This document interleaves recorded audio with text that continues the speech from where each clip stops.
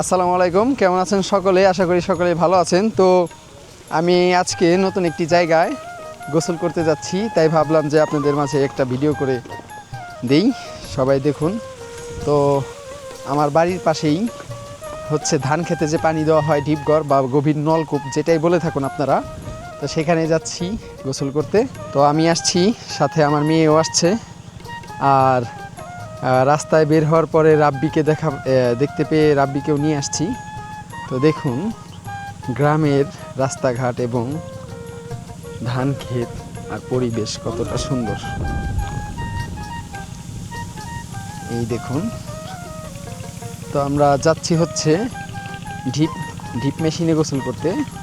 ওই দূরে ওই যে কয়েকটা গাছপালা দেখতে পাচ্ছেন, ওইখানে যাব। তো ওইখানে যাই, তো আপনারা ভিডিওটি এনজয় করুন।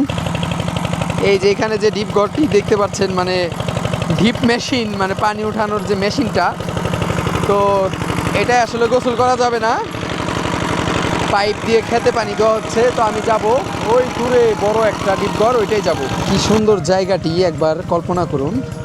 আমার মেয়ে যাচ্ছে, হ্যাঁ ভিডিও করছি, তুমি যাও। আমার মেয়ে বলতেছে পানির নিচে যে ওই যে ময়লাগুলা নড়াচড়া করতেছে, তাই বলল যে বাবা ভিডিও করো।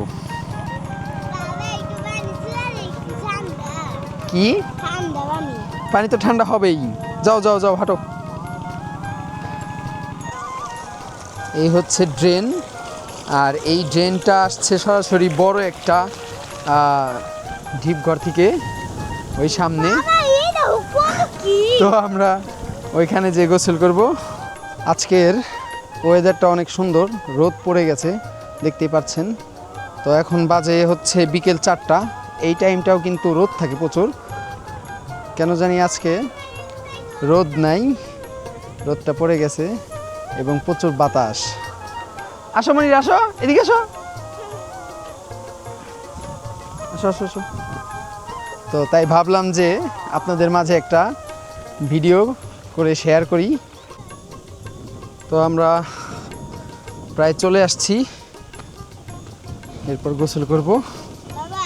অনেক সুন্দর একটি জায়গা, এবং ওই যে সামনে রাব্বি দাঁড়িয়ে আছে।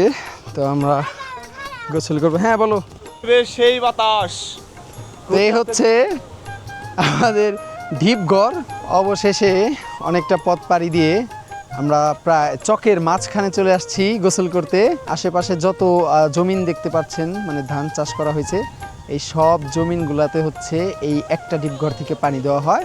এবং কি যারা যারা নিজস্ব গেড়ে নিছে, মানে তৈরি করে নিছে ঢিপঘর, তাদেরটা ব্যতীত সকল এই ধান ক্ষেতগুলোতে পানি দেওয়া হয় এই একটা ঢিপঘর থেকে। আর এটা হচ্ছে একদম চকের মাঝখানে। তো কেমন লাগছে আমার ভিডিওটি অবশ্যই কমেন্ট করে জানাবেন।